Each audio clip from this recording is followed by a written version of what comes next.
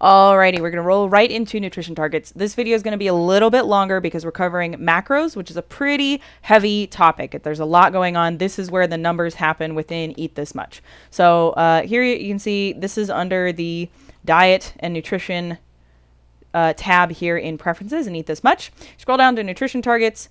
If you are new, you're going to have to create new nutrition targets. So let's go ahead and get started here. You can go ahead and title these. If I do carb cycling, for example, you'll see over here, these are my mom's macros. I was doing a plan for her. If I'm carb cycling, that's why this says Thursday. I have 4 days a week that are one type of macros, 2 days a week that are another type of macros, and 1 day a week that is completely different than all the other days. This tool will allow you to do different plans for each day. For right now, let's just focus on doing one plan that we're going to use for all of our days. So you can title it whatever you want. You can put a description in there if you want to. I do that if I'm trying to separate out what days are what, but for you, if it's just the same, title it whatever you want. I personally don't recommend using the nutrition calculator. It tends to undercut what you're eating, and I'm not about starving people. If you would like to get your macros calculated, my coach does this for free, and she'll give you free macros help when you sign up and join the Facebook group and look at changing this as a whole lifestyle. I'm going to go ahead and tag her information below in the description, so check her out. I've been working with her for about a year, and I've known her for almost a decade, and she's wonderful to work with, and she'll give you better macro calculations based on your gender, height, weight, your activity level, and obviously we don't want to starve because you won't lose weight if you starve. So that's the whole point of this. So, all right, let's start with this. Let's say that you are a 6-foot male and you've been given your macros by your coach, or you had them calculated for you, whatever the case. So let's say that you're a 6-foot male, you're at 1,900 calories because you're working out every day, you're doing weight training at least 5 times a week, that kind of deal. So I personally do my macros within a range, and here's why. And I'll actually kind of tell us right now. As a percentage, which by the way, 40 carbs, 30 fat, and 30 protein is a pretty standard split for when you're starting with macros. As you get deeper into training, you can fine tune those, but this is usually what you're going to be going off of.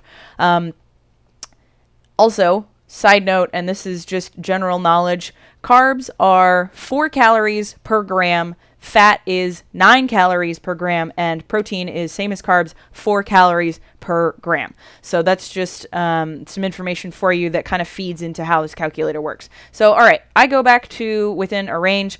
What I do is I do 5% over and 5% under the number that I'm given. So Billy Bob here was given 190 carbs because that's a 40% split from his 1,900 calories.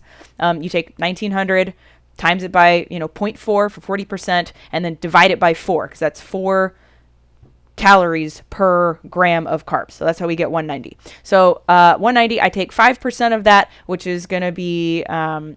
It's 9.5, but I just go with the whole number, so 9. So our range is going to be 181 all the way up to 199. The reason I use the range, other than like it says over here, well, you get significantly less variety because the calculator is working with just one number. This allows you to get more variety because the calculator is able to look at a bigger range of these nutrients. And you're not going to significantly throw off your diet with a 5% range. This still allows you to stick to your diet, have some variety, and so yeah, that's what I've done for years. That's what I'm doing consistently. So that's my rule of thumb. All right, so fats, remember fats are 9 calories per gram. So for fat, it is a 30% split. So 1,900 times 30% divided by 9 for 9 calories per gram gives us 63 calories. So 5% of that is about 3. So it's going to be 60 to 66. That's what we got there for our range of fats and protein, which, by the way, throughout this whole process, I'm going to be emphasizing hitting your protein. If you are off on carbs and fat, but you're hitting your protein, and I'm not talking like a lot off, but hitting your protein is going to be the most important thing. If you're not hitting your protein, your body can't, build your muscle, do what you're going to do, maintain the muscle that you have, and protein. I cannot stress it enough. I don't care if you're vegan, keto, eating anything, whatever the case.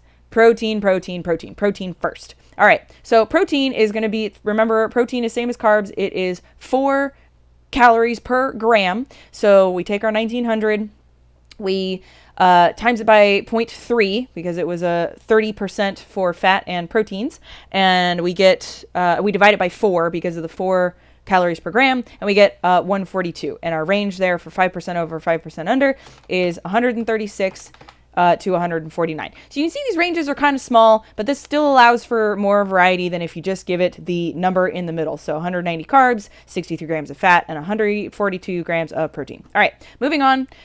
Sodium, cholesterol, and fiber. These are considered micronutrients. The planner does not focus as much on your micronutrients, so just make sure that they're met if you do need to have them in here. Sodium, you can limit your amount of sodium. 2,400 is the average ADA recommendation for adults daily.